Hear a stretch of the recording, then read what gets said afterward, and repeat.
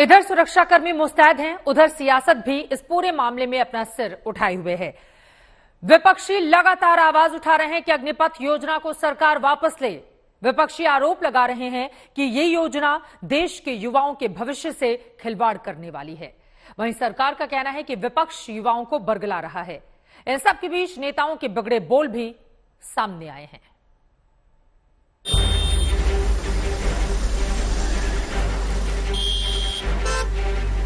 Modi Hitler की राह चलेगा तो हिटलर याद रख लो। मोदी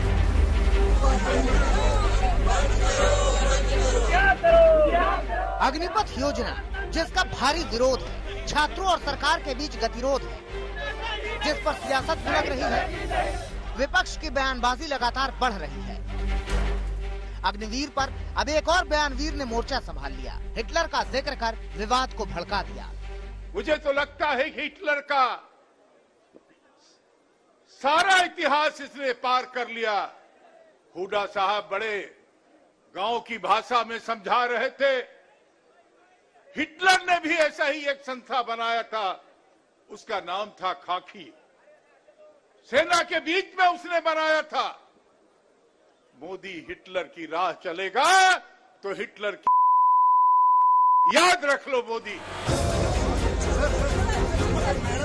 जंतर मंतर पर कांग्रेस नेता जुटे थे अग्निपथ योजना के विरोध में। सबने बारी बारी से अपनी बात कही।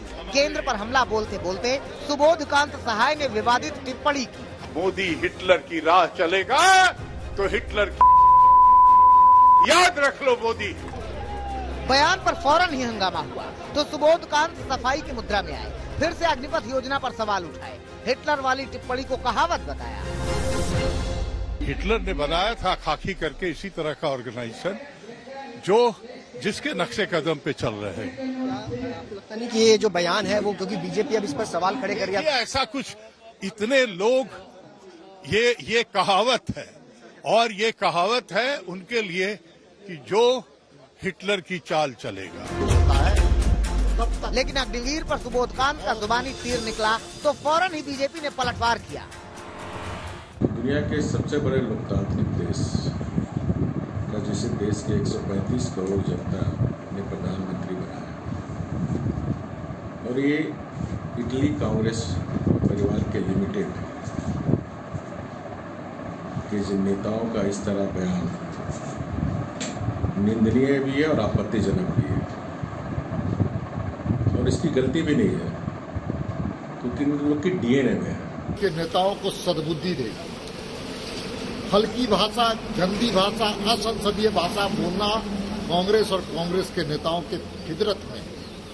और इस प्रकार की भाषा कितने बार हमारे दुनिया के सबसे सर्वाधिक लोकप्रिय नेता, भारत के प्रधानमंत्री के बारे में इस प्रकार की भाषा का जब जब उपयोग होता है, तब तक मोदी जी और लोकप्रिय होते हैं और लोकप्रिय होते हैं, और कांग्रेस के चरित्र, चाल और चेहरा भी सामने आता है।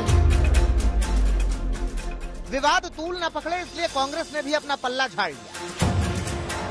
कांग्रेस पार्टी मोदी सरकार की तानाशाही विचारधारा और जन विरोधी नीतियों के खिलाफ निरंतर लड़ती रहेगी, परंतु प्रधानमंत्री के प्रति किसी भी अमर्यादित टिप्पणी से हम सहमत नहीं हैं। हमारा संघर्ष गांधीवादी सिद्धांतों और तरीके से ही जारी रहेगा।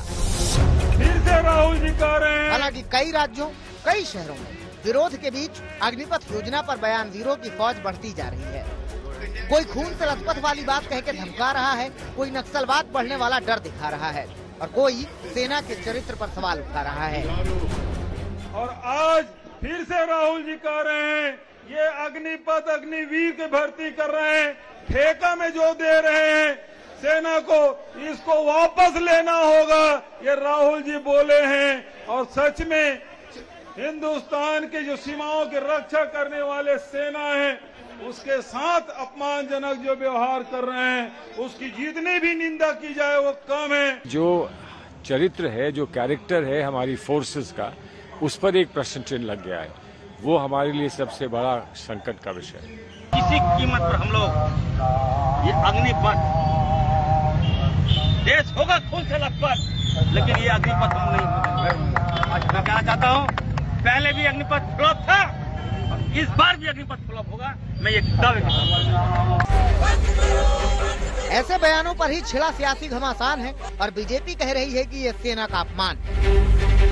आज कांग्रेस पार्टी ने सारी सीमाएं लांघ ली है जब सलमान खुर्शीद कहते हैं कि आर्म फोर्सेस के चरित्र पर ही सवाल उठता है, जब जेडीएस के नेता कुमारस्वामी अग्निवीर की तुलना नाज़ी से करते हैं, इरफान अंसारी कांग्रेस के विधायक है, वो कहते खून से लथपथ होगा और कहते सुपारी किलर बन जाएंगे 4 साल के बाद। इस प्रकार से बार बार ये अग्निवीर का और आर्मी का अपमान करने वाले लोग हैं। उधर अग्निपथ योजना में विरोधियों को सियासी एजेंडा भी नजर आ रहा है। विपक्ष इसे आरएसएस की स्कीम बता रहा है। अग्निपथ ये तो 46,000 युवकों को वो क्या तैयार करके आरएसएस में लाना चाहते हैं, मुझे तो मालूम नहीं। कभी आपने सुना है क्या किसी देश में ऐसा हुआ है कि 4 साल ट्रेनिंग देना और छोड़ देना? सरकार बताए कि ये योजना शिक्षित युवाओं के लिए तैयार की गई मनरेगा है अथवा संघ का कोई हिडन एजेंडा। ये बहुत ही इम्पोर्टेंट है कि ये जो है, जो शिक्षित हैं, क्या उनके लिए मनरेगा के लिए मनरेगा जैसा रोजगार है क्या, या तो आरएसएस का कोई इसमें हिडन एजेंडा है? साफ है कि अग्निपथ पर छिड़ी लड़ाई यूं ही थमने वाली नहीं है। सियासी बयानबाजी की झड़ी यही रुकने वाली नहीं है। आज तक